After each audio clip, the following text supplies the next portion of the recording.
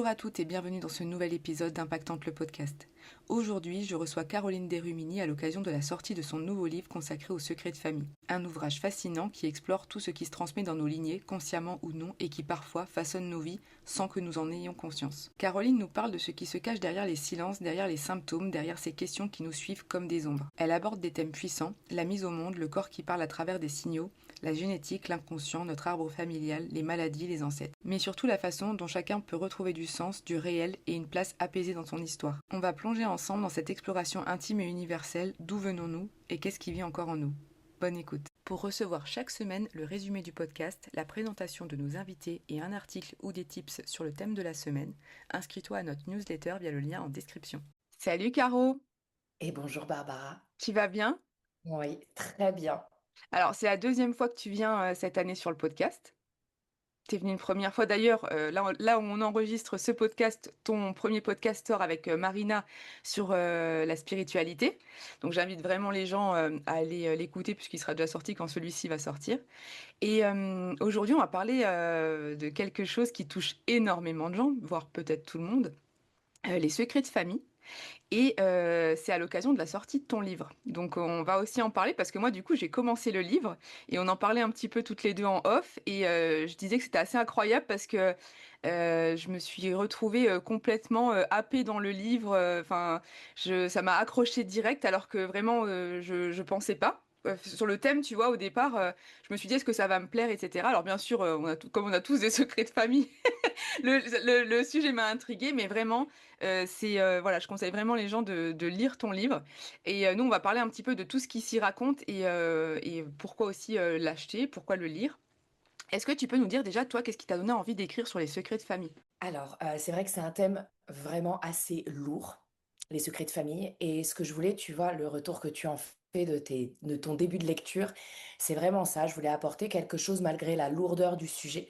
Je voulais apporter quelque chose de facile d'accès. Je vais pas dire de léger parce que ça Mm. bouleverse, mais de facile d'accès et qui n'a jamais été traité en ce sens, en tout cas. C'est pas un livre lourd de théorie où après tu dois faire toi-même ton élaboration. Là, tu élabores et tu chemines en même temps que tu lis et c'était ce que je voulais apporter.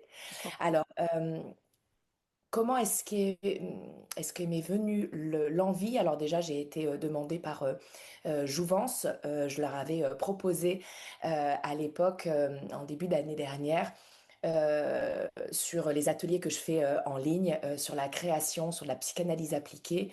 Je crée l'oracle de psychogénéalogie de sa propre famille. Et c'est vrai que les oracles aujourd'hui, on en a Mhm. en veux-tu, en voilà. Et il m'avait dit, bah écoute, sous ce format-là, non, qu'est-ce que tu peux proposer d'autre sur les secrets de famille? Parce que ce qui est intéressant, c'est que ce que j'ai constaté dans mon cabinet, c'est que de plus en plus de personnes vont être, je vais dire, entre guillemets, habitées par quelque chose qui leur appartient pas forcément. Mhm. Et dans ma pratique, je vois vraiment beaucoup de gens qui portent des émotions, qui portent des peurs, des loyautés invisibles, sans vraiment comprendre d'où elles viennent. Et c'est très souvent que, comme on ne sait pas d'où elles viennent, le côté conscient fait blocage. Et justement, je voulais apporter quelque chose de différent. Et comme je suis formatrice d'hypnose ericksonienne, d'ailleurs, j'interviens dans beaucoup d'hôpitaux pour tout ce qui est douleur induite, fin de vie, deuil, tout ça. Ma manière quand les personnes bloquent, c'est d'aller en hypnose et d'aller regarder ce qui s'y passe. Donc, écrire ce livre, c'était vraiment une manière pour moi d'ouvrir la porte à beaucoup plus de personnes, puisque du coup, ben, au cabinet, enfin, j'ai des personnes, mais de manière restreinte. Je peux pas faire du 24 sur 24. Et puis que les personnes puissent ouvrir leurs propres portes vers la compréhension, mais aussi vers, je dirais, une permission Mhm. celle d'explorer ce qui n'a pas forcément été dit.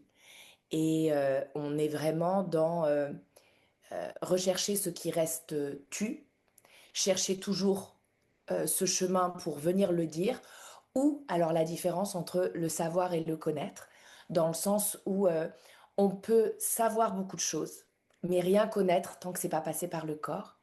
Et voilà, je voulais vraiment offrir un espace pour toutes ces petites ou grosses histoires, pour trouver les mots aux mots, pour s'en débarrasser. Et en fait, comment on définit vraiment un secret de famille?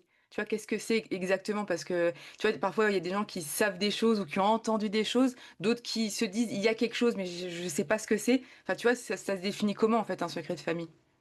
Et puis il y en a qui connaissent un secret de famille, mais qui Oui, ne connaissent pas la condition. oui. Heu, Ça, c'est exactement ça. C'est par exemple, il est mort, dans son sommeil, un matin, on l'a retrouvé, décédé dans son lit et en fait, pas du tout.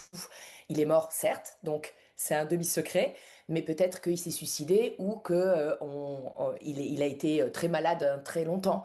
Mais ça, on n'a jamais voulu le dire, ça a été caché. Mmh. Les conditions, c'est très important. Sur les abandons aussi.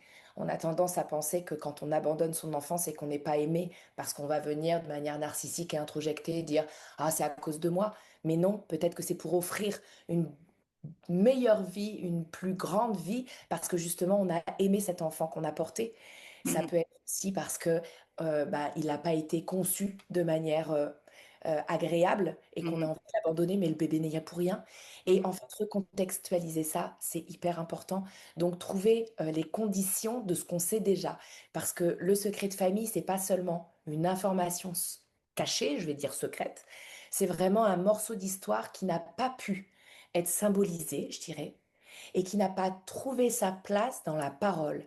Et c'est pour ça que le secret, tant qu'il n'est pas dit, le corps ou l'énergie ou les choses de notre vie, ce que l'on va décider de ou non décider, mais qu'on pense qu'on a un libre arbitre sur notre vie, nos choix de vie qui vont le suinter ou le transpirer, comme dirait soit Tisseron, soit Lacan.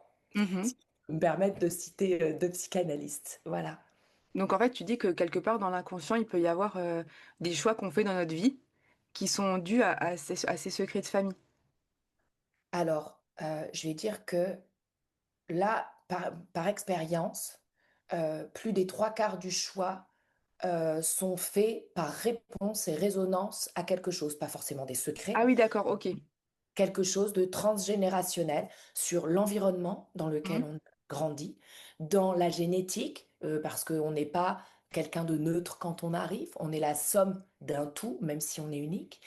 Et au niveau des secrets, oui, parce que c'est des choses qui demandent que à être catharsisées. C'est des choses qui demandent que à être exprimées parce que quand le secret est lourd, et alors ça aussi, je veux apporter un petit détail là-dessus, c'est que les secrets, il en faut. Il y a des bons secrets et il y a des mauvais secrets. Et c'est là-dessus qu'on va aller, sur les mauvais secrets. Parce que les bons secrets, ça construit. Les bons secrets, c'est quelque chose qui va être de l'ordre de notre jardin intime. On a le droit, le tout dire, non. Il faut aussi respecter une certaine intimité. Et avoir des secrets, c'est mettre ses propres limites. Quand on va avoir un secret de famille qui va perler sur, ouais, qui va vraiment transpirer, qui va donner à d'autres générations, c'est qu'il y a eu un impact traumatique et que le corps, l'esprit et l'âme, comme il sent que c'est quelque chose qu'il nous fait du mal, étant donné qu'on calcule à chaque millième de seconde notre manière de rester en vie, eh bien, si on ne le sait pas, le corps prend le relais et va venir essayer de l'éjecter. Tu sais, c'est comme quand on fait un piercing, c'est ce qui me vient, mais et il y a un rejet parce qu'il y a un corps étranger. Le corps, il sait rejeter. Bah, Mmh. c'est exactement ça. C'est que là, le secret, il n'est pas bon. Donc, tant qu'il n'est pas extrait, bah, le corps, il nous le signale. Donc, c'est pas, le corps n'est pas un ennemi, c'est un allié dans ces cas-là. Parce qu'il essaye d'exprimer quelque chose qu'on n'a pas compris. Faut pas se dire, ah mince. Alors après, c'est sûr que dire que la maladie est un cadeau, faut faire attention par rapport à certaines personnes qui sont extrêmement malades. Et je mets vraiment des guillemets là-dessus. Mais ça serait ça. La maladie est une manière, par exemple, de mettre la clé dans la serrure de quelque chose qu'on n'a pas compris. OK. Est-ce que c'est forcément des choses toujours cachées ou est-ce que c'est parfois souvent juste des non-dits? Il y a une différence parce que tu as des personnes qui veulent vraiment enfin, que la famille ne sache rien et tu as des personnes qui savent pas comment dire et que du coup, c'est un petit peu compliqué, quoi. Alors là, ça me permet vraiment de te dire que, et que tout le monde, faut qu'il l'entende, rares, extrêmement rares sont les secrets qui sont cachés pour faire du mal. Mmh La mh. plupart du temps, les secrets sont faits pour protéger soit la personne qui les a causés, soit les protagonistes qui seront touchés. On ne se dit pas, je vais lui cacher pour lui faire mal. C'est dans un instinct de survie et de protection. Mmh. Mmh, ils sont souvent semi-visibles. Dans le présent, tu sais, le côté un peu atmosphère familiale où, on va passer le sujet, où il y a des Mmh. regards fuyants, Mmh. où il y a d'un coup un silence ou un malaise, Mmh. il y a des hésitations, où il y a plusieurs versions. Le truc incohérent, tu vois, sur Mmh le mh. le récit familial où: «Bah, mamie, tu m'avais dit ça». «Ah bon? Je m'en souviens pas vraiment». «Ta naissance?» «Non». «Super, une lettre à la poste». Alors que 10 ans avant, c'était un carnage à la maternité, Ouais. paraîtrait-il. Il y a vraiment des choses là-dessus, donc c'est des non-dits, comme je te dis, c'est quelque chose qui va être semi-caché Mmh. et hem, il y a vraiment, je vais dire quelque chose de très intéressant à regarder, c'est les enfants. Parce que l'enfant, en fait, il va être avec toute sa candeur et son innocence et l'enfant ne va pas être dans la réflexion stratégique de cacher quelque chose. Mmh. Donc, un enfant va mettre souvent les pieds dans le plat et va ressentir énormément, parce que lui, il a vu, il a pas compris, Mmh. il a tout compris. Il a pas Mmh. compris, il a tout compris. Ouais. Tu vois ce que je veux dire? Ouais. Donc, le secret, ce qu'il faut retenir, c'est qu'il est pas volontaire. On est vraiment dans quelque chose où la famille, elle a pas pu le dire parce que sinon elle pensait que le dire, ça allait causer plus de dégâts. Je pense par exemple aux incestes familiaux où on est tous dans les arbres, il y a toujours eu ce genre de choses. Statistiquement parlant, Mmh. c'est des chiffres. Heu, on peut pas dire: «Moi, dans ma famille, jamais». Bah, peut-être que dans la famille vivante, non, mais 2, 3, 4 générations, enfin après, attention, il faut toujours recontextualiser les choses. À l'époque, du début, du XXe siècle, les choses n'étaient pas faites et vécues de la même manière Mmh. et ce qui était pas traumatisant à l'époque peut l'être aussi aujourd'hui. Donc si ça n'a pas été traumatisé à l'époque, il y a pas de correspondance. Ouais. Donc peut-être que ça s'est passé, mais que dans notre vivant, il n'y a rien et tant mieux. Mmh mh. Mais il faut se dire qu'ils pensent que, du coup, tu vois, ces secrets-là, si ça se dit et si ça se sait, il y aura plus de famille. Donc autant sacrifier 2 personnes concernées plutôt que 30 peut-être. Parce qu'il y a trop de douleur, il y a trop de honte, c'est trop déroutant pour être mis en mots. C'est comment est-ce que je vais le dire, tu vois? Mmh mh. Ouais, pourquoi il y a certains secrets qui traversent justement les générations alors qu'on pense qu'ils ont été oubliés? Parce qu'un secret, le vrai, celui qui fait mal, il est jamais vraiment oublié. Mmh mh. Et alors, là, je vais ajouter même celui qui fait beaucoup de bien. Je pense aux histoires d'amour cachées, par exemple, Mmh mh. tu vois?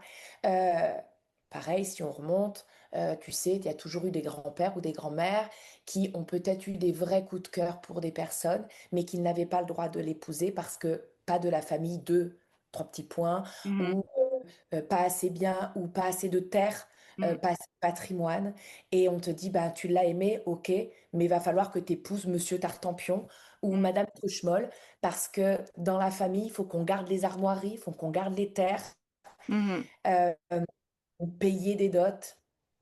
Donc il y a aussi des bons secrets, mais du coup, ça revient sur des histoires d'amour aujourd'hui également, sur ce Ouais. que l'on met en œuvre dans notre couple. Donc je suis en train de penser à quelque chose en te le disant, c'est que là, je parle vraiment de côté psychologie et psychanalyse.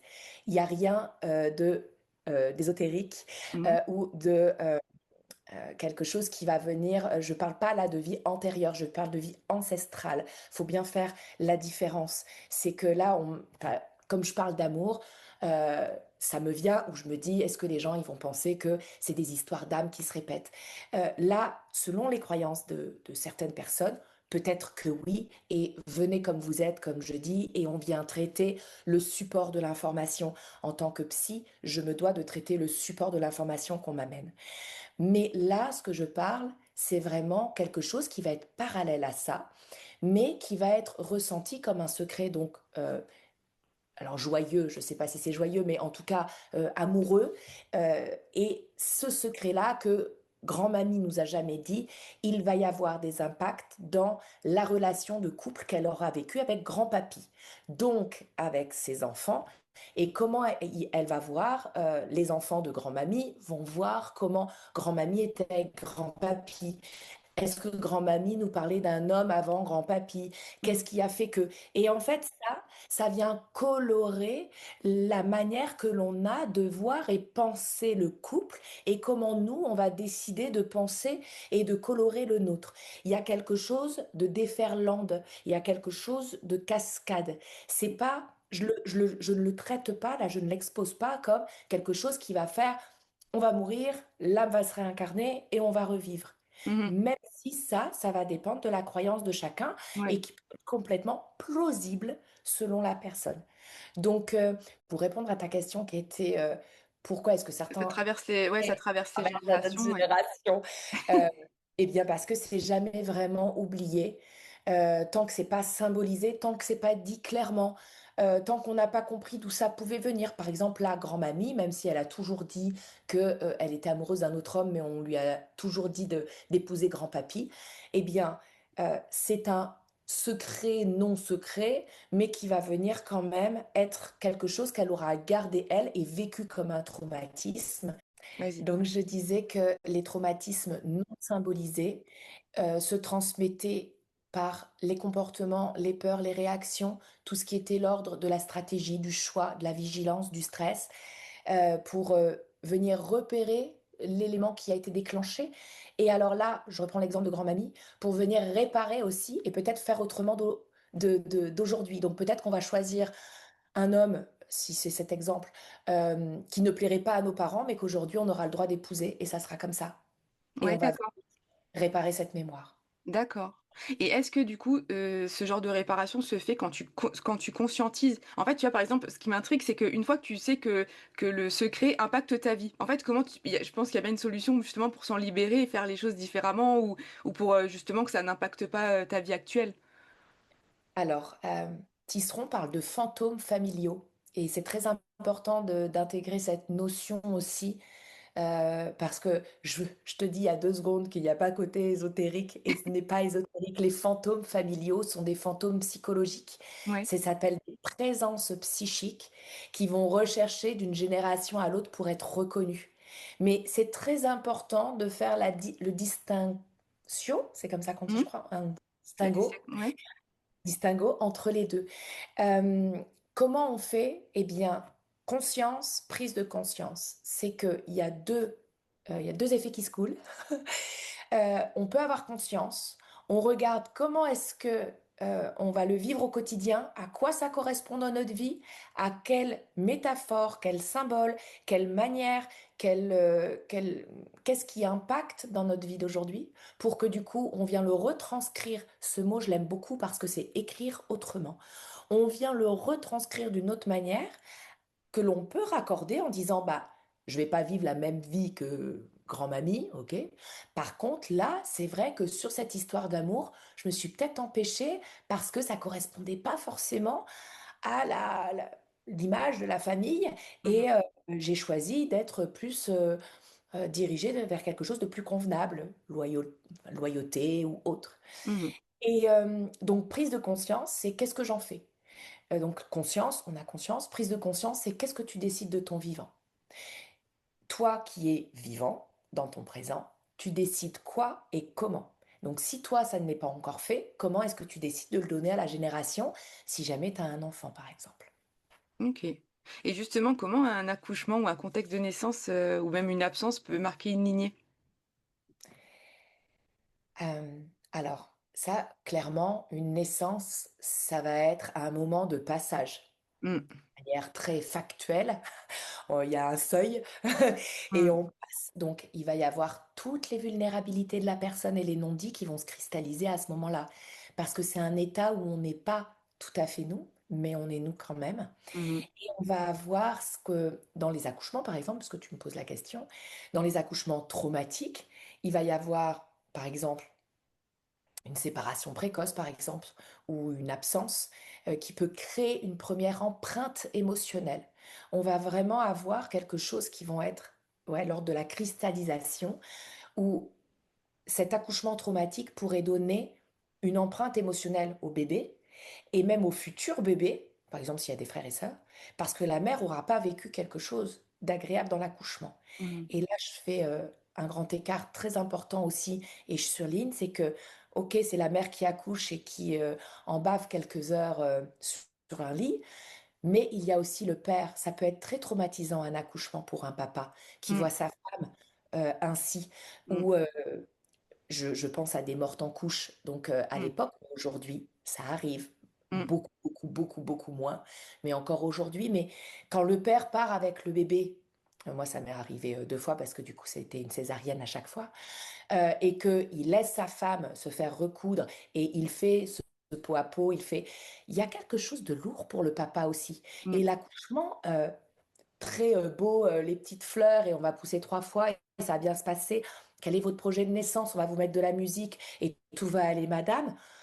Ben, je pense qu'on peut les compter ceux-là. c'est Donc il y clair. a quelque chose aussi à voir avec le père et que quand on vient naître, on est la somme de 2 personnes, une maman et un papa et je pense que ça, c'est très important de l'entendre également ici. C'est qu'on tient effectivement les secrets familiaux, pardon, les secrets familiaux de la lignée des femmes, des mères, mais en fait, moi, je préfère parler de la lignée humaine Mmh, parce que même en tant qu'enfant, on peut avoir les secrets familiaux d'inceste, de viol, d'accouchement d'un père, en mmh. fait. Et ça, c'est très important de le recontextualiser également. Ouais, c'est bien que tu le dises parce que c'est vrai que, ben, c'est pas qu'en tant que femme, on a tendance à justement un peu s'approprier le sujet et cetera parce que mais oui, non, non, c'est bien et puis en plus, enfin, un enfant, c'est vraiment la somme de 2 personnes, tu vois? Je veux dire, Non, c'est pas quelque chose que tu peux concevoir seul c'est dans pas dans parce un cas ou qu'on est une comme dans femme, l'autre. c'est ça, et c'est pas Heu, parce qu'on est une femme qu'on tient la lignée des femmes et mmh, qu'un homme, on tient la lignée des hommes. Ça serait hyper stéréotypé et ouais, c'est faux, ça serait faux. On ferait une grosse erreur. oui. Non, non, c'est sûr. De toute façon, on voit bien que, qu'un enfant peut ressembler autant à son père qu'à sa mère déjà, rien que ça, enfin, tu vois? C'est bête, mais ça te montre bien que tu es un mélange. Il y a rien Exactement. d'autre à Mon dire. caractère, exactement. C'est clair. Tu dis que le corps parle justement quand les mots n'existent pas. Quels signaux sont les plus fréquents que tu observes et comment on peut entendre son corps sans tomber non plus dans l'hyperinterprétation? C'est-à-dire, c'est vrai qu'il y a des personnes qui du coup maintenant, dès qu'elles ont quelque chose, elles se disent que c'est ci, c'est ça et cetera. Il y a un moment, bah, voilà, ça peut être aussi simplement, un petit rhume et puis voilà quoi, je pense. Tout à Tu en fait. penses quoi? Tu me connais et tu sais Oui, très bien que je sépare vraiment et attention à le côté, hyper, interprétation ou même hyperchondriaque. ouais, hypocondrie, ouais, ouais, c'est non, oui, oui. Mmh mh. Hem, je pense qu'il faut être, attentif et alerte et c'est vrai que, par exemple à l'époque, là, en plein mois d'automne, à l'époque des rhumes, le fait d'avoir un rhume, c'est pas forcément que le corps te parle, c'est que ton corps il a chopé un virus Mmh. et voilà. Si après ça fait sens par rapport à en ce moment où tu as besoin de ralentir et 3 jours de off à la maison, c'est bien et que tu viens faire cette corrélation, tant mieux, prends. Par contre, ce qu'il faut entendre, c'est vraiment des réactions disproportionnées. Je parle moi souvent d'émotions débordantes ou, de pensées irrationnelles ou Mmh. de réactions corporelles, inattendues, Mmh. hem, ou au contraire le côté, apathie, anesthésie émotionnelle, et tout le côté symptômes inexpliqués. Part du principe, que les symptômes inexpliqués, c'est assez intéressant et comme je te disais au tout début, la maladie est un cadeau. Cette phrase est superbe mais horrible. Mmh. Pense que le corps n'est pas non plus, je parlais tout à l'heure des oracles, le corps n'est pas un oracle mais un messager. C'est qu'est-ce qui vient me signifier? C'est pas, on va piocher, on va regarder. Ça, c'est vraiment important de retrouver, de je vais dire que c'est important de ne pas trouver la cause absolue, Mmh. mais d'ouvrir un dialogue avec soi-même. Ça serait une belle phrase ça. Mmh mh. Mais tu vois justement, là je rebondis sur ce que tu viens de dire parce que à l'époque justement où j'avais, les cabinets et que je recevais beaucoup de personnes, tu sais, j'avais un petit questionnaire au début où voilà, je posais des questions sur, l'état physique de la personne, tu vois? Et la plupart du temps, on va dire dans 90 des cas, quand une femme avait des problèmes, au niveau, tu vois, des ovaires, de l'utérus, au niveau génital et cetera, elle avait, bah, souvent je posais la question: «Est-ce que vous avez vécu, des attouchements ou un viol?» et cetera et en fait à chaque fois oui, il y avait eu quelque chose quoi et tu vois, c'est je me dis alors là, c'était du vécu de la vie de cette dame, enfin, je veux dire, de cette vie-là, ça venait pas d'ailleurs. Et d'ailleurs, peut-être que les 10% qui restaient venaient peut-être d'ailleurs, qui sait. Mais tu vois, je veux dire, enfin, Chose qu'il a déjà vécu également. voilà. Et tu vois, des choses qui se répétaient, enfin, comme tu dis, une maladie, mais là, qui du coup vient comme ça et puis tu sais, qui revient. Tu vois, ou des cystites à répétition tout le temps, tout le temps, tout le temps, qui ne guérissent pas. Du coup, bah, il y avait souvent une cause. Tu vois, il y avait quelque chose derrière et souvent elle disait, mais oui, mais j'ai déjà fait le lien, mais je sais pas comment aller mieux en fait. Tu vois, parce que c'était pas simple pour elle, quoi. Alors, c'est ce que je te disais, c'est que peut-être qu'elle avait revécu quelque chose qui s'était déjà passé Oui. ultérieurement. C'est Mm, que mm, l'abus de cette femme, bah, peut-être que sa mère avait été abusée, que sa grand-mère également. Par contre, la grand-mère, c'était un secret. La mère, c'était pas un secret. Elle, c'était pas un secret. mm. Mais qu'il faut remonter, en fait, Oui. la- le nœud, Ouais. faut remonter à l'œuf. Et ça, même si on sait pourquoi nous, on pourrait vivre ça par Mm, rapport aux réactions corporelles, d'avoir, comme tu dis, cystite à répétition mm, ou problèmes gynécologiques, endométriose, adénomiose, col de l'utérus retourné, fermé. Enfin, il y a tellement de choses qui peuvent et qui ne peuvent pas, qui peuvent être aussi purement de côté médical, hein, on est d'accord. mhm. Mais peut-être que là, de son vivant, ben, le corps l'extrait, mais que la genèse vient d'un secret qui n'a pas été dit. Et même si elle sait l'histoire de sa mère, peut-être qu'elle ne connaît pas non plus. Et encore une fois, là, je fais le pont, peut-être que c'est un homme qui a été aussi abusé. On Oui. regarde trop. Ouais, Oui, mais ça, c'est totalement. notre problème, hein. On regarde trop le côté femme abusée. Oui. Moi, dans mon cabinet, vraiment, des hommes abusés, j'en ai reçu, j'en reçois encore. Ouais, il y a beaucoup d'hommes hein, pendant leur enfance qui ont vécu des choses. Hein. Et aussi bien quelque chose d'homosexuel, abusé de manière homosexuelle, mais même des femmes qui, à l'époque, la tante va s'occuper du petit cousin pour Ouais, le défleurer. ouais. Et tu sais, moi j'avais lu un article justement sur sur certaines statistiques qui disaient que dans les incestes familiaux, il y avait énormément de cas où c'était en fait du même sexe. Tu vois? Oui. Qu'il y avait bah, des petites filles qui étaient abusées par des femmes et des garçons par des hommes, quoi, tu vois? Non, Donc enfin il y a quand même il faut pas s'arrêter comme tu dis à le non. papa qui s'attaque à sa petite fille quoi, tu vois? C'est pas que ça en fait. Non. C'est le Ou frère, que les enfin garçons, voilà. c'était juste, tu vois, la fameuse grosse histoire avec tout ce qui est autour de la religion et tout. Oui, Euh, mais peut-être que, comme je te disais, c'est peut-être une grande tante qui a voulu montrer l'éducation sexuelle à un jeune de 15 ans. Et oui, ben ça, c'est un viol en fait, et c'est oui, un inceste. oui, c'est clair, totalement. Voilà. Hem, Quelle est la part de la génétique justement dans les transmissions familiales, et qu'est-ce qui relève plutôt de l'inconscient?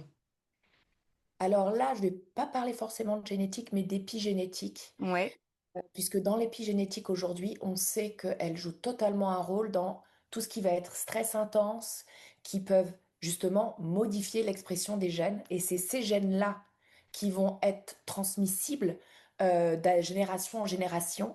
Il a mmh été reconnu scientifiquement sur minimum 4 générations. Donc le mh, stress d'il y a 4 générations, le trauma d'il y a 4 générations, l'épigénétique, donc c'est pas la génétique, c'est les mmh gènes sont transmis. Donc ça circule dans bah, tout ce qui est de l'ordre des peurs, des modes relationnels, des croyances, des silences. Tout ça, ça va être des transmissions certes invisibles, mais que l'inconscient familial, parce que comme notre corps nous l'indique, il va y avoir un pont entre ce que le corps ressent et comment est-ce que le cerveau veut l'analyser. mh. Donc, ça va être dans cette espèce de marécage un peu flotteux et, et nébuleux de l'inconscient qui façonne le plus la personne.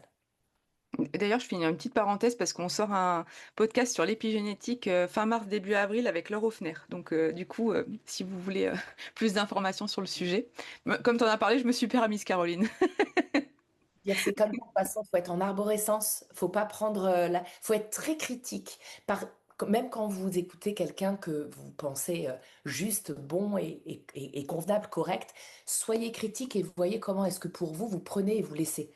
Moi, Oui. quand je donne des formations, je dis tout le temps, ne pensez pas que je suis la parole du grand savant. Mmh mh. Prenez des notes, faites votre petit boubi-boulga et soyez critique. Mmh. En tout cas, moi, je fais aussi une parenthèse te concernant parce que je l'ai déjà dit dans le premier podcast, mais moi, je t'ai déjà consulté personnellement. Et s'il y a des gens qui nous écoutent et qui ont, enfin, tu vois, des difficultés justement avec des choses transgénérationnelles ou qui sont partis un peu trop loin, qui parfois se perdent, n'hésitez pas à consulter Caroline parce qu'elle a un côté très terre à terre qui fait du bien dans ces cas-là. Non, mais tu vois, tu ramènes à vraiment des choses réelles, concrètes, et puis stop les choses, quoi. Donc, moi, je sais que ça m'a fait beaucoup de bien, donc je le dis parce qu'il y a beaucoup de personnes qui sont touchées quand même, hein. On s'en rend compte que, voilà. Mais ça, c'est très important de ramener dans le concret et le Ouais. factuel et le tangible, parce que si demain la personne n'a plus, pour X raisons, n'apprécie plus de ce que je suis ou comment je le fais, elle ne s'appuie pas sur une simple parole de ma part, mais sur une étude et un socle tangible où elle aura compris son histoire. Mhm, Et moi, c'est ce qui m'importe. Je m'en mhm, fiche. Enfin, je ne veux pas que les personnes soient dépendantes de moi par mhm, rapport à ce que j'amène. Donc, comprenez votre histoire tout seul. Moi, je vous aide à la comprendre. Et mhm, c'est votre histoire. Et c'est ce côté-là qui va être important pour vous. Pareil pour les secrets de famille. Ça, mhm, c'est les secrets de famille. Enfin, je vais déterrer personne. On va pas remonter en disant je sens votre enfin, votre arrière-grand-mère et elle a à vous dire un secret. Non, je vais expliquer comment est-ce qu'on y va, comment est-ce que dans l'arbre familial ou dans l'hypnose, par exemple par rapport au livre, vous allez avoir accès à, parce que c'est votre inconscient, et vous allez vous poser sur vos propres ressentis, compréhension et explication. Ce n'est pas moi qui va vous dire, votre grand-mère vous passe un message. C'est pas mhm, possible. C'est pas mon boulot. Il y en a qui le font très bien. C'est mhm. pas bien pour Ouais. l'instant. C'est Je n'ai pas encore eu le. C'est pas encore. j'ai ma manière de bosser.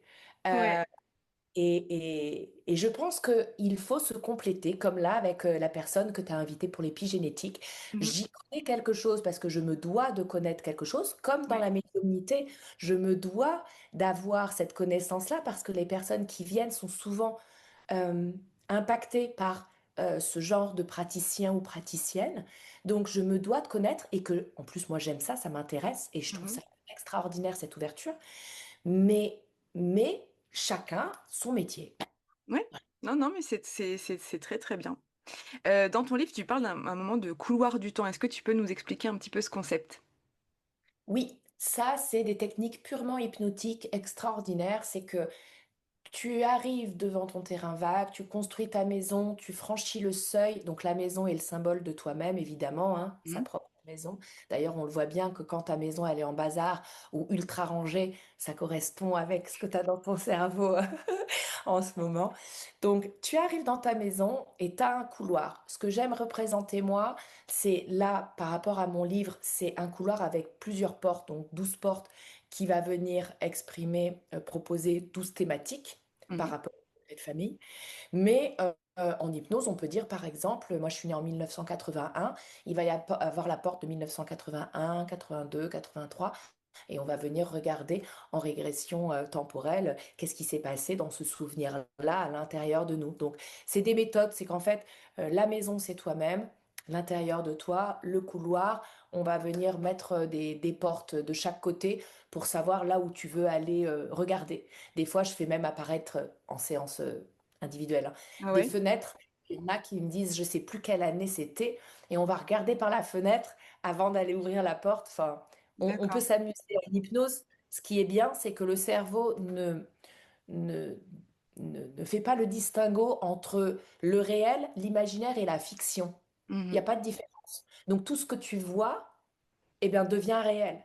mhm, Donc, tu as ta question tout à l'heure en disant, et maintenant, comment on fait? Qu'est-ce qu'on en fait? Qu'est-ce qu'il faut faire? Eh bien, en fait, le cerveau, comme il va être amené à voir euh, je vais pas dire la guérison, j'aime pas du tout ce terme parce que ça fait très, ça va pas du tout. La libération, ouais. voilà, l'allègement, l'apaisement, ça c'est bien l'apaisement. Mais voilà, comme le cerveau va avoir ce côté d'apaiser, de comprendre et d'aller vers, ça c'est aussi des méthodes de coaching que tu dois connaître, hein, tu te vois gagner la course, donc ton Mm. cerveau il va être en mode mindset à donf et il va être dans l'optique de gagner, ben c'est pareil en fait, c'est des techniques. Donc voilà pourquoi le couloir du temps, plusieurs temporalités sur... Alors là, faut penser aussi, et c'est pour ça que j'ai aimé écrire ce livre de cette manière-là, c'est que selon les croyances des personnes, imaginons des personnes qui vont consulter beaucoup de médiums et ce côté ésotérique qui sont à fond, eh bien, va y avoir aussi bien le côté histoire personnelle dans l'ouverture des portes, Mmh. l'histoire familiale, donc ça c'est mon côté psycho, personnel familial, transgénérationnel aussi, mais tu peux faire en 1680 et ouvrir cette porte et aller dans une autre vie d'âme, pourquoi Mmh. pas, Ouais, tu vois? ça ouvre le champ des possibles. Exactement, et respecter le champ des possibles de chacun. Mmh mh. Ça, je pense que c'est important. Tout le côté temporalité, et ça je le dis bien dans le livre, et c'est important quand on parle des secrets de famille, il faut faire attention à ne pas se dire que c'est quelque chose que l'on a mis de côté et qu'on a eu un déni dessus et se créer des faux souvenirs. Il faut faire très attention à ça. C'est que si on voit quelque chose, si on ressent quelque chose, si on pense quelque chose, c'est pas forcément soi qui l'avons vécu, même si on a une intensité émotionnelle forte, c'est peut-être une histoire passée qui n'est pas la nôtre. Faites attention de se dire, oh là là, j'ai vu par exemple un secret de famille sur, on va changer un peu de thématique, sur euh, la spoliation, d'accord? On perd tout l'argent. Mmh. Bah, c'est peut-être pas nous, c'est Mmh peut-être mh. quelque chose de notre, tu vois, de quelque chose d'avant. Ne Mmh. pas penser que ce secret est quelque chose qui nous appartient, mais qui n'a pas été le nôtre. Ça, Mmh. c'est attention. OK. Pour les personnes qui voudraient remonter leur arbre familial, pardon, et qui ont pas d'informations et qui sentent parfois qu'il y a une résistance, familiale par rapport à ça, comment ils peuvent, se débrouiller pour le faire? Alors ça, il y a pas de problème en soi. Alors c'est sûr que plus tu as d'informations, mieux c'est. Parce que quand tu as du factuel, tu peux te baser sur des choses factuelles et ton cerveau je vais dire, se rassure, se Mmh mh. sécurise là-dessus. Parce que tu as des dates, parce que tu as des prénoms, parce que tu as des mariages, tu as la construction de la systémie familiale. Donc c'est rassurant. Mais étant donné que là, on y va en hypnose par rapport à mon livre, par Mmh. exemple, par rapport à son propre, si on ne parle pas du livre, mais qu'on est dans les secrets de famille et qu'on ne lit pas le livre, par exemple, on va regarder déjà dans notre présent, étant donné que c'est nous qui sommes vivants et nous, ce que l'on rejoue, même si on a été, et ça j'en parle dans dans mon livre quand même, je fais des ponts, mais je suis obligée, Mmh. des enfants nés sous X, des enfants nés en foyer, enfin grandis en foyer, multiples foyers, familles d'accueil, des personnes qui ont la connaissance de plein de dates, mais qui ne parlent plus du tout à leur famille, Mmh. parce qu'ils ne veulent plus, ils ont tout coupé.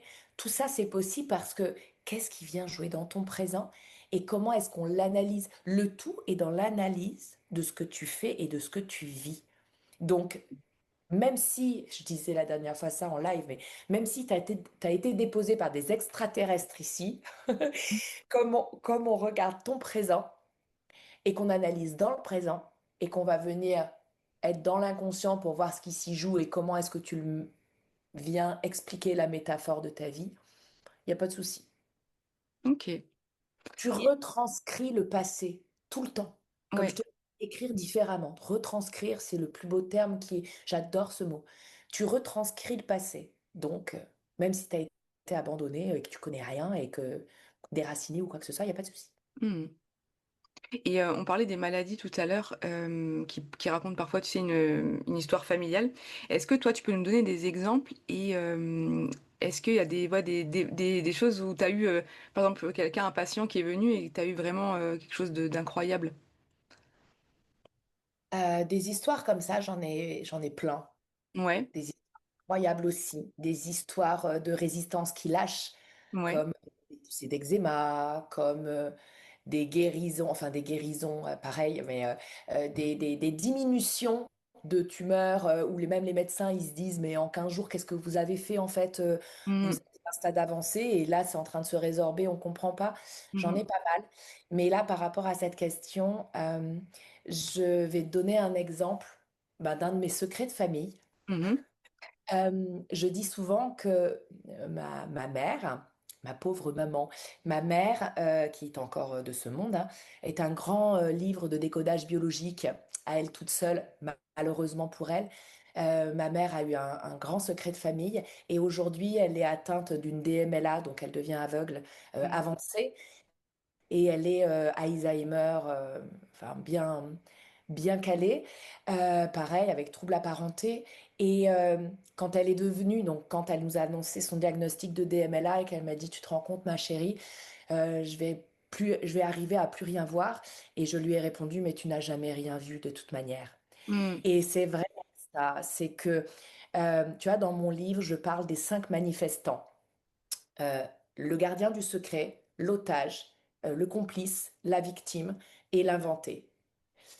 Généralement, quand on a un secret, le gardien, enfin le complice devient gardien, le complice devient victime, la victime devient l'otage. Il y a quelque chose de très, tu vois, comment, j'ai le signe, mais j'ai pas le mot, très euh, noué, très, tu vois, imbriqué. Mmh. Merci. C'est ce mot. Eh bien là, ma mère a les 5 personnages en elle-même et on voit comment est-ce que son corps, parce qu'elle n'a jamais rien dit, on lui a jamais autorisé à dire quoi que ce soit non plus, ni invité. Tu vois, il y a le côté, elle n'a pas dit, elle n'a pas été autorisée, elle n'a pas été invitée. Euh, là, au bout d'un moment, l'implosion du secret euh, transpire dans ses cellules et dans son corps. Tu Mmh vois? mh. Ouais. Je pense que c'est important. Tu vois, ça, c'est le plus beau décodage biologique. Au moins, elle m'aura servi à ça également Mmh. dans son vivant. C'est son histoire. Après, on peut pas sauver les gens s'ils veulent pas être sauvés. Ça, c'est important aussi de l'entendre. Du coup, j'ai une question perso, Caro. Toi, en tant que personne qui est hyper, qui est hyper au courant de tout ce qui se passe sur le transgénérationnel, enfin tout ton métier, etc. Toi, tu fais comment dans ta vie de maman pour justement, est-ce que tu vois, c'est ce que je me dis, avec tout ce que tu connais, comment tu fais avec tes enfants pour te dire, bon ben, pour toi-même déjà et pour tes enfants en fait, parce que tu dis que ta maman, tu vois, elle a ce lourd, enfin, cette lourde de choses sur elle. Je me dis, ben oui, c'est sûr que ton travail, toi, par exemple, n'est pas anodin, on va dire. Mais est-ce que comment tu fais? Du coup, t'appliques vraiment les choses, etc. C'est comment? Alors, ma fille, elle m'a dit quelque chose à la sortie de mon livre pendant que je l'écrivais et tout ça. Elle me dit, c'est drôle, tu nous dis tout le temps qu'il faut pas de secret de famille et toi, tu es la gardienne de tous les secrets de tes patients. Oui. Mais encore une fois, même dans ce métier-là, la seule raison pour laquelle on a le droit de lever le secret, c'est quand le secret atteint à la vie privée de la personne et est d'ordre criminel. Donc Mhm, on va revenir sur les incestes, sur la mm, mort, sur, tu vois, oui. tout ça. Là, pas forcément de spoliation, tout ça, ça c'est pas Mm, au niveau des héritages, mais quoique, tu vois, s'il y a vol, enfin, cambriolage ou je ne sais quoi, enfin, dès qu'il y a quelque chose qui atteint la vie privée. Donc c'est drôle cette corrélation. Et comment je fais avec mes enfants? Ben, je pense que je fais ce que je peux, comme beaucoup de parents. ouais. Et alors, ce qui est sûr, c'est que la parole est libre à la maison. En tout cas, j'invite mes enfants à ce qu'elle soit libre. Je leur dis également que toute vérité n'est pas bonne à dire parce qu'encore une fois, il y a quelque chose qui est de l'ordre des secrets bons et qu'il y a des choses qu'il faut qu'ils gardent. Ils n'ont pas besoin de tout me dire, mais Mm, ils ont besoin de dire les choses clairement. Et pour tout ce qui est de l'ordre du transgénérationnel, je j'ai confiance aux enfants, pas que en mien, aux enfants en général, et que tu vois, quand il y en a qui me disent, mais comment est-ce que je vais le dire à mon enfant? En fait, il n'y a pas besoin de faire un conseil de famille et dire les choses. Moi, tu vois, l'histoire de mes parents ou des parents de mon mari, on en parle de manière libre à table et ils viennent piocher. Et en fait, c'est des histoires qu'ils auront entendues. Ils savent très bien. Ils savent, c'est vraiment ça. mhm, Ils savent, ils comprennent. Et des fois, quand ma fille, elle me dit, ah ben, j'ai vécu ça, machin, je lui dis, ben, regarde dans mon histoire de maman, moi, ça lui fait écho à ça. Et peut-être que ça te fait penser à quelque chose que là, aujourd'hui, tu es en train de vivre. Et elle me dit, mais ça me fait penser à une discussion qu'on avait eue un soir dans son lit. Elle me dit, mais c'est tellement injuste, c'est pas ma colère. Hmm, je sais, ma chérie. mm, C'est la mienne, j'en suis ouais. désolée. Mm, C'est ma colère et toi, tu te la prends. Mais toi, sache que je t'explique pourquoi j'ai été en colère. mm, Et toi, oui, il y a encore quelque chose à venir nettoyer, mais toi, tu le sais et on va pouvoir faire en sorte que ça va pas durer 10 000 ans, mais 3 jours, ta colère. mm, mm, Tu vois, il y a quelque chose où c'est comme une course de relais. Ben ouais, tu as pris le mauvais bâton à un moment donné, mais je pense qu'il faut être tolérant et indulgent envers soi-même aussi et qu'on fait ce qu'on peut avec ce qu'on a et qu'on peut pas tout régler en une génération également. C'est que j'ai refilé une patate chaude à mes enfants. Mon mari aussi a refilé sa propre patate chaude à nos enfants. Et que ça fait partie de la vie de la famille, en Mmh. fait. Mais par contre, on va essayer de gérer la chaleur de la patate Ouais. pour que ça soit pas transmis à nouveau ou moindre, moindre, moindre. Mmh mh. Ouais, et puis, bah, le fait que tu dis, que la parole est ouverte, tu vois, qu'ils sentent que vous parlez ouvertement, que le jour où ils ont des questions, bah, vous y répondrez. Je pense que déjà ça enlève pas mal de choses aussi, hein. Tout à fait, tout à fait. Et je suis loin d'être parfaite et je le dis souvent. Je prends en relation ma fille parce que c'est vraiment avec ma fille que je suis plus dure que mon garçon. C'est pas pour rien non plus. Et c'est souvent, je lui dis, je travaille pour être moins dure avec toi, enfin moins Mmh. exigeante, hein, c'est pas le Ouais. mot dans le Oui. Ouais, côté, je suis très exigeante. ouais, Je suis très exigeante parce que je veux pas qu'on lui fasse mal. ouais. Donc, je suis hyper exigeante. Mais du coup, je lui explique pourquoi je suis exigeante et que je suis Mmh. en train de travailler mon exigeante et mon exigence et enfin, ma perfection à ce que j'attends d'elle. Ouais. Mais tout ça, enfin voilà, ça part d'un secret, effectivement. Ouais, mais de toute façon, je pense que déjà un parent quand il se rend compte de quelque chose, je pense que c'est déjà la moitié de fait, quoi. Non, mais vraiment, quand tu dis à Les ta trois, fille: «Ouais, je me rends compte que les je suis trois plus quarts, exigeante vraiment. avec toi qu'avec ton frère», bon, bah, déjà, alléluia, elle s'en rend compte. Mais voilà, les trois quarts, Tu vois? vraiment. Non, mais Mais vraiment.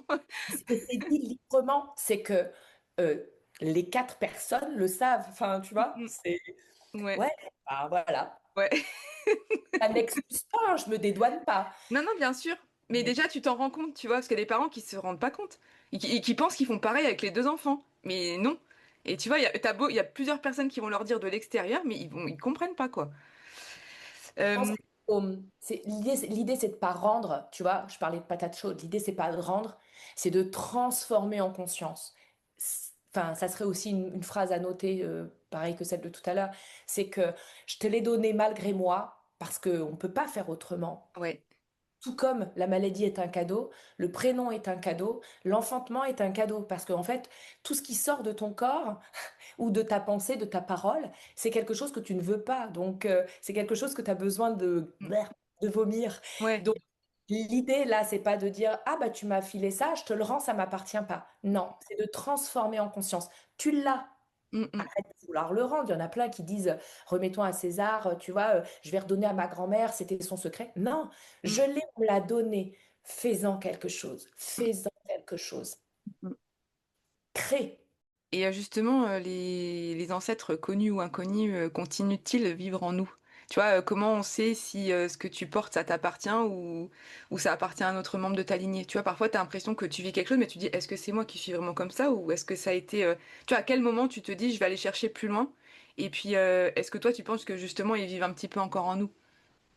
Parce que du coup, ce qui t'appartient pas, c'est ce que tu vis émotionnellement par émotion débordante et pensée irrationnelle. C'est le côté où tu vois que ton voisin d'à côté ne réagit pas la même chose pour un film regardé, une chanson racontée, enfin chantée, enfin avec des paroles qui te parlent, ou des événements où toi tu fais une espèce de montagne d'un petit truc alors que l'autre il dit ben moi non, pas forcément. Tu vois, par exemple, moi, je suis intolérante sur les mensonges Mmh. et la justice. Mais alors, c'est juste impossible pour moi. Ça me fait, tu vois, Mmh. ça me, ça me fait activer. Ça veut dire que ça m'appartient pas. C'est Mmh quelque mh. chose qui a été moult fois répété pour que j'en vienne à être dans ce côté épidermique. Mmh mh. Donc, euh, et puis les ancêtres, ben, de manière, ce qu'on a vu, hein, le côté épigénétique. Ouais. Voilà, hein, tu es la somme de what 1000 personnes, hein, donc, et pas seulement de tes parents, donc oui, oui. Ah mais tu sais, ça me fait penser là quand tu dis j'ai rigolé, je suis désolée parce que j'ai pensé à un truc quand tu as dit: «Tu sais, ça me monte et tout».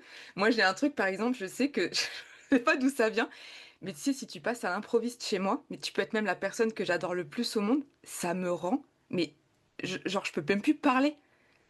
Je peux même plus parler, c'est un truc de fou. Et tu vois, je me suis Donc, dit peut-être parce que genre ma famille, tu sais, alors je me suis dit, comme j'étais petite, c'était chez moi, mes parents, c'était un peu l'auberge espagnole, il y avait tout le temps du monde et cetera. Mes parents, ils ont toujours adoré le monde et cetera et moi, je détestais Je détestais qu'il y ait du monde. Du coup, je me dis: «Est-ce que c'est à cause de ça?» Mais je me dis: «Non», parce que finalement, quand quelqu'un me prévient et qu'il passe, ça me dérange pas. Mais si s'il me prévient pas et qu'il tu sais, genre, il me perturbe un truc que dans ma tête, j'étais pas comme ça, enfin, c'était pas comme ça, mais c'est un Bah, truc tiens, on de fou. va faire le déplier, c'est que tu écris ça pour tous ceux qui écoutent là, Ouais. vous écrivez ça en haut d'une page blanche et tu viens faire une liste de tout ce qui pourrait être possible. Donc oui, par exemple, ben, tes parents c'était l'auberge espagnole, est-ce que tu as eu une intimité? Mmh. Est-ce que le côté intrusif sans prévenir ou le côté surprise, c'est quelque chose qui est difficile pour toi? Tu vois, quand on arrive par derrière, il faut dire coucou Barbara, est-ce que ça Ouais. c'est bon ou c'est limite encore, tu vois? Donc, tu fais la checklist de plein de choses et après cette checklist, donc ça s'appelle un déplié. Donc, tu fais ce déplié et tu viens regarder qu'est-ce qui vient se répéter comme attitude.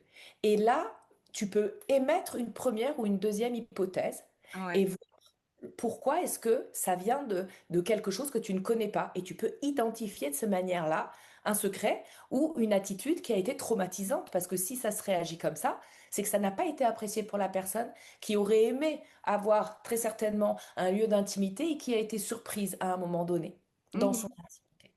OK, OK. La maison Incroyable. est son foyer, hein, la Ouais, maison, ouais. Ouais, ouais. Intéressant. Je vais faire ça là avec la feuille blanche. Merci Caroline, pour cette info. D'ailleurs, si vous faites l'exercice pour autre chose, n'hésitez pas à mettre un commentaire. mais cet exercice est top, c'est que tu Ouais. vas écrire et là, après, tu viens. C'est vraiment un Ah, moment, comme je disais tout à l'heure, une introspection. Tu prends le support, tu prends le ouais. support de la pensée et tu dis à quoi ça vient me faire référence. Incroyable, ouais. OK. OK, OK. Et comment on fait pour revenir, ça c'est ta spécialité, donc je vais te demander quand même, comment on fait pour revenir, au réel quand on se sent, pris dans un récit familial qui nous dépasse? Tu vois, quand tu sens que vraiment, tu vois, tu sens qu'il y a quelque chose au niveau de la famille et que tu commences à partir justement dans plein de choses, à faire des recherches et cetera. Comment tu fais pour revenir en fait dans le réel et te dire maintenant, enfin tu vois, voilà, c'est ma vie, il faut que enfin, faut que j'aille mieux, faut que tu vois? Euh, je pense faut pas vivre dans le passé. Et c'est moi qui dis ça, hein. Mmh mh. Euh, les morts, faut les laisser là où ils sont.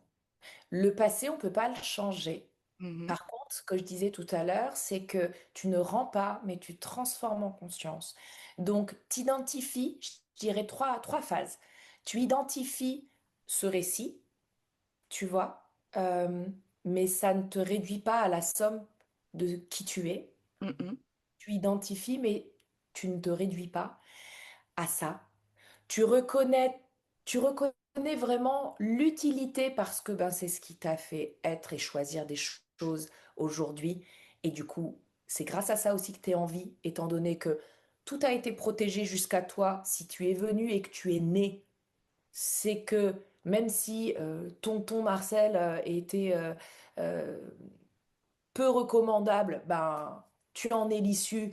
Et du coup, il y a eu une protection pour que ça arrive jusqu'à toi. Donc, tu Mmh. remercies. Et puis, il faut se choisir. Alors, ça, c'est des gros termes d'aujourd'hui avec les réseaux sociaux, se choisir. Mais non, mais voilà, faut, faut aussi Oui. nuancer le propos. C'est en tout cas décider de construire ta propre vie et dire, OK, c'est ce que je disais tout à l'heure avec grand-mamie et son amour perdu.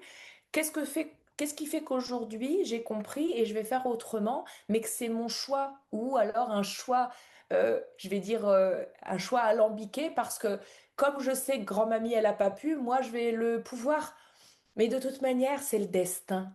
Enfin, il y a pas de hasard. Donc, comment tu fais pour te remettre dans le réel?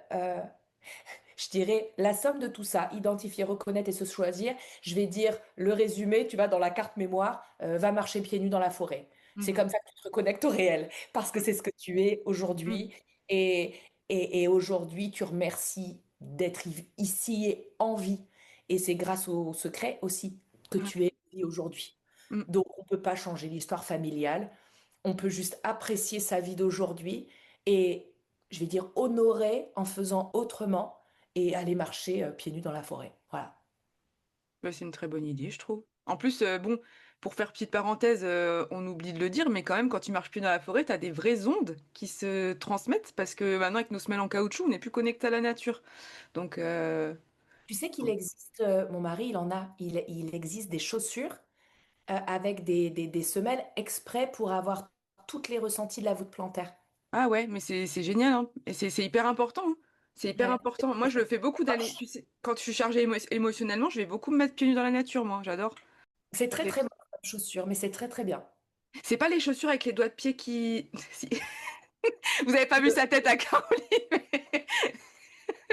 Je lutte pour pas qu'il m'en achète parce qu'à chaque fois il me dit mais si tu veux je t'en offre. Non, vraiment, je me respecte. Mais Écoute, je vais me mettre pieds nus sans. voilà. Mais lui en a et tu sais par exemple même pour aller sur la plage, c'est pour les galets et tout ça, bah, du coup c'est hyper agréable quand tu as ce Oui. genre de chaussures. Mais non, je préfère paraître un peu Oui. brinque-ballante et dire aïe à chaque pas plutôt que de mettre ça au pied. C'est moi vivante. En tout cas, merci Caroline d'avoir répondu à nos questions. Il y aura le lien pour acheter ton livre sous ce podcast. Donc, j'invite vraiment les Merci. gens à aller le découvrir.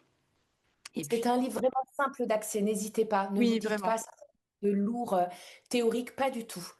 C'est aussi simple que ce podcast soit agréable à écouter. Et en plus, c'est un livre que tu peux lire, t'es pas obligé de le lire d'une traite. Non, du Donc, tout. tu peux le lire à certains moments et puis digérer certaines choses. Et Il vaut puis, mieux même pas le ouais, lire voilà. tout de suite. Vaut mieux le faire en plusieurs fois, voilà. Donc, si vous voulez partir sur un projet. Donc, non, non, c'est hyper. Bah, enfin, en tout cas, moi, j'ai été vraiment agréablement surprise. Je dis pas ça parce qu'on est en podcast aujourd'hui. Je l'ai dit tout à l'heure quand je me suis connectée, parce que du coup, c'est vrai qu'on a enregistré ce podcast un petit peu en plus rapide que d'habitude, parce que du coup, c'était là la sortie. Et je me suis mis dedans ce week-end et j'ai adoré, ouais. Je pense que ça parle à tout le monde, forcément, hein. Oui, Donc voilà. un beau Et, voyage, vous allez écrire votre histoire. C'est un vrai film de votre histoire que vous allez voir. mhm. Et on va mettre sous ce post aussi les liens vers tes réseaux sociaux. Donc les gens n'hésitent pas à aller voir parce que du coup tu mets plein de choses aussi sur tes réseaux et puis sur ton site internet. À bientôt! À très bientôt. Merci à tous et merci à toi, Barbara. De rien, avec plaisir. Quand tu veux, Caro, tu reviens. À bientôt! Merci Caroline pour cet éclairage précieux sur un sujet que nous partageons tous sans exception. Nous portons tous une histoire, des traces, des silences. Mais ton livre nous montre qu'il est possible de les regarder avec douceur, de comprendre et parfois de transformer ce qui nous semblait immuable. Pour celles et ceux qui souhaitent aller plus loin, découvrir leur propre arbre, donner du sens à ce qu'ils traversent ou simplement ouvrir un espace d'introspection, cet ouvrage sera une magnifique porte d'entrée. Merci à vous qui nous écoutez, prenez soin de vous et de votre histoire et à très vite pour un prochain épisode.